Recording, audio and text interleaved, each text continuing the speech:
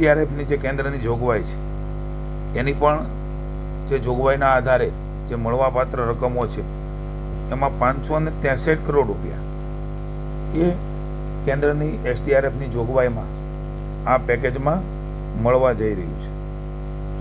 રાજ્ય સરકારે ભૂપેન્દ્રભાઈએ અને અમારા વિભાગે અમે બંને મંત્રીશ્રીઓ રમેશભાઈ કટારા અને હું એમણે પણ મુખ્યમંત્રીના માર્ગદર્શનની સંવેદનાથી રાજ્ય સરકાર ઉદાર અભિગમ રાખીને ટોપઅપ જે પ્રકારે પેકેજ ભૂતકાળમાં જાહેર થયા છે એમાંથી પણ વધારે આપવાની માનનીય મુખ્યમંત્રીશ્રીએ અમને સૂચના આપી અને રાજ્ય સરકાર 384 કરોડની વધારાની સહાય 563 ઉપરાંત રાજ્ય સરકાર એ પોતે આ સહાય કરી છે.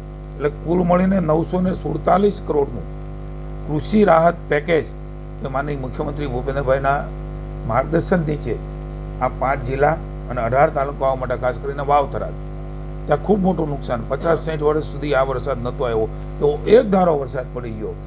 એ માનનીય મુખ્યમંત્રીએ મુલાકાત લીધી, માનનીય શંકરભાઈ લીધી ને આપને પણ આ ધ્યાનમાં છે. એટલે 947 કરોડ રૂપિયાનું પેકેજ એ મદદ કરી રહ્યા છે.